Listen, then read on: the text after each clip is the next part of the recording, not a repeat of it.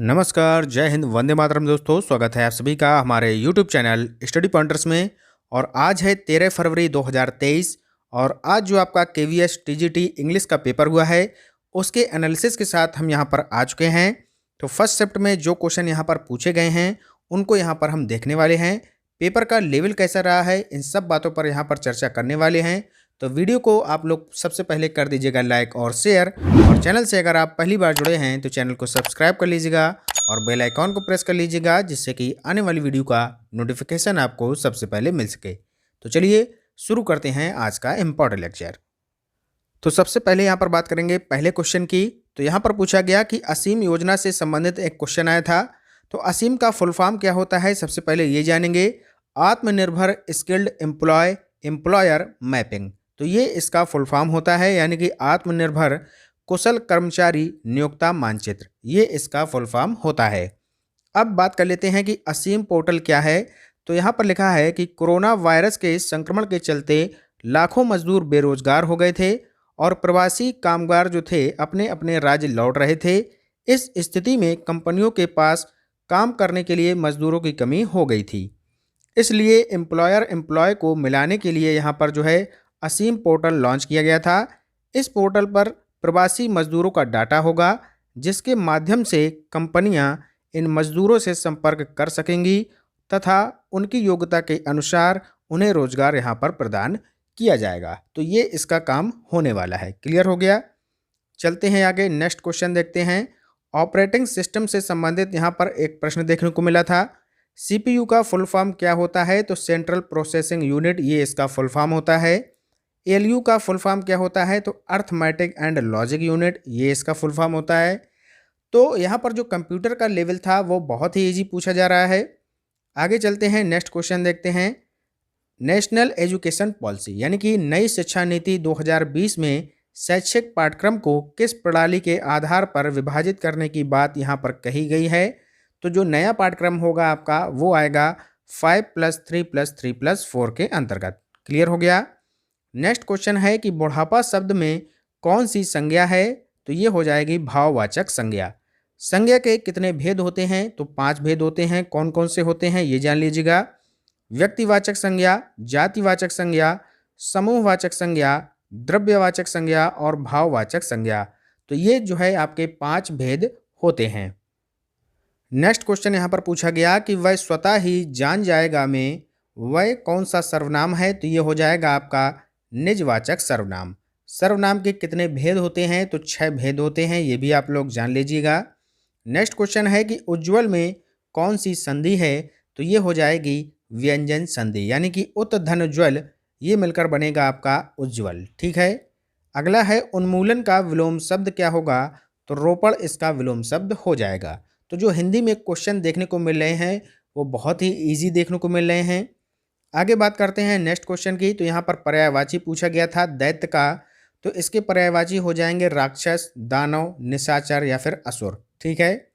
अगला प्रश्न है यहाँ पर करंट अफेयर से कि हाल ही में एचडीएफसी बैंक ने किस राज्य में अपनी पहली महिला शाखा का यहाँ पर संचालन प्रारंभ किया है। तो जो पहली महिला शाखा है ये खोली गई है केरल में। ठीक है। कहाँ पर खोली गई है, केरल में खोली गई है। केरल से और भी जीके के क्वेश्चन बनते हैं, जैसे कि आपसे पूछा जाता है कि शांत घाटी कहाँ पर है, तो उसका आंसर आपका हो जाएगा केरल। केरल के प्रसिद्ध जो शास्त्रीय नृत्य हैं वो कौन कौन से हैं, तो वहाँ पर आपका आंसर हो जाएगा मोहिनी अट्टम, ये भी बहुत ही फेमस है। तो मोहिनी अट्टम ये आपका कहाँ से रिलेटेड है, तो ये भी आपका केरल से संबंधित है। एक आपका डांस और है कथक, तो ये भी आपका कहाँ से रिलेटेड है, सॉरी कथक नहीं, कथकली हो जाएगा। यहाँ पर जो है कथक जो हो जाएगा वो हो जाएगा उत्तर प्रदेश से, और जो कथकली है वो हो जाएगा केरल से संबंधित। ठीक है। तो ये डाउट आप लोग यहाँ पर क्लियर कर लीजिएगा। नेक्स्ट क्वेश्चन है क्वेश्चन नंबर 12। अगस्त 2022 में 31वां जो व्यास पुरस्कार है 2021, ये किसे प्रदान किया गया। जो पुरस्कार है वो है 2021 का 31वां पुरस्कार, लेकिन प्रदान कब किया गया है, अगस्त 2022 में। तो ये मिला है डॉक्टर असगर वजाहत को। ठीक है। नेक्स्ट क्वेश्चन देखते हैं यहाँ पर इंग्लिश सेक्शन से। तो यहाँ पर वन वर्ड सब्स्टिट्यूशन पूछा गया था कि 100 ईयर्स को क्या कहा जाएगा, तो इसको जो है एक शताब्दी यानी कि सेंचुरी बोला जाएगा। ठीक है। अगला है फिल इन द ब्लैंक्स।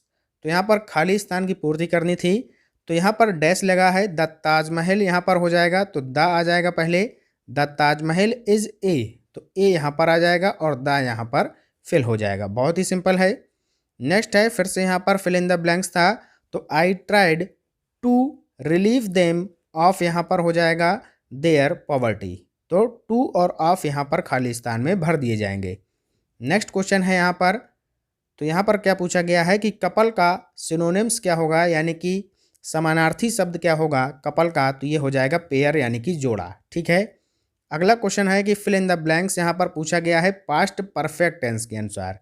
तो पास्ट परफेक्ट टेंस में कौन सी आप हेल्पिंग वर्ब यूज करते हैं, तो यहाँ पर the train had left the platform before I reach the station, तो हैड लेफ्ट यहाँ पर आपका भर दिया जाएगा। क्लियर हो गया। नेक्स्ट क्वेश्चन है कि ब्यूटीफुल का एंटोनिम क्या होता है, तो ब्यूटीफुल माने होता है सुंदर और अगली माने होता है कुरूप। ठीक है, तो ये भी आप लोग यहाँ पर कर चुके होंगे, बहुत ही सिंपल क्वेश्चन था। आगे देखते हैं next question, identify the odd word from the following, यानी कि ऑड का मतलब जो इन चारों ऑप्शंस में से विषम शब्द कौन सा है, यानी कि 3 जो हैं वो सेम मीनिंग के होंगे और एक जो है वो अलग मीनिंग का होगा। तो जॉय माने प्रसन्नता होता है और हैप्पीनेस माने भी प्रसन्नता होता है, ब्लिस माने भी प्रसन्नता होता है। ठीक है, तो यहाँ पर जो सॉरो है ये यहाँ पर ऑड हो जाएगा, तो ऑप्शन ये जो बी है ये हमारा राइट आंसर हो जाएगा। अगला क्वेश्चन है कि निम्नलिखित में से कौन सा आकलन करने का सर्वाधिक उपयुक्त तरीका है, तो सर्वाधिक जो उपयुक्त तरीका होता है वो है आकलन शिक्षण अधिगम में अंतर्निहित प्रक्रिया। ठीक है, आगे देखते हैं नेक्स्ट क्वेश्चन, नैतिक विकास का सिद्धांत किसने दिया था, तो कोहलबर्ग के द्वारा दिया गया था, लॉरेंस कोहलबर्ग इसका राइट आंसर हो जाएगा। अगला प्रश्न है कि नई शिक्षा नीति का मुख्य प्रयोजन क्या है, तो सभी को शिक्षा का समान अवसर प्रदान करना, ये यहाँ पर इसका प्रयोजन है।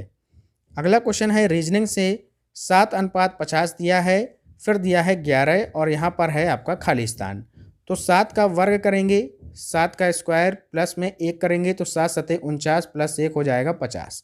इसी तरीके से इधर भी फॉलो करा दीजिए, 11 का स्क्वायर प्लस में 1 यानी कि 121 प्लस में 1 122 आपका यहाँ पर राइट आंसर हो जाएगा। क्लियर हो गया। आगे देखते हैं नेक्स्ट क्वेश्चन, कक्षा में ध्यान न देने वाले बच्चे से व्यवहार करने के लिए कौन सा उपाय सर्वाधिक लाभकारी हो सकता है, तो बच्चे को उस जगह बैठाना चाहिए जहां सबसे कम ध्यान भंग हो सके। अगर कोई बच्चा ध्यान नहीं दे रहा है आपकी कक्षा में, तो उसको एक ऐसे स्थान पर बैठाएं जहां पर उसका ध्यान केंद्रित हो सके। ठीक है।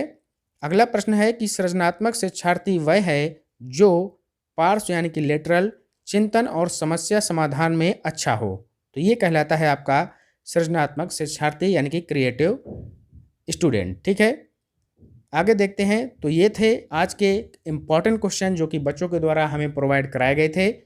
तो एनालिसिस आपको कैसा लगा ये ज़रूर हमें कमेंट बॉक्स में बताएं और मिलते हैं सेकंड शिफ्ट के एनालिसिस के साथ। तब तक के लिए good bye, have a nice day, जय हिंद, जय भारत।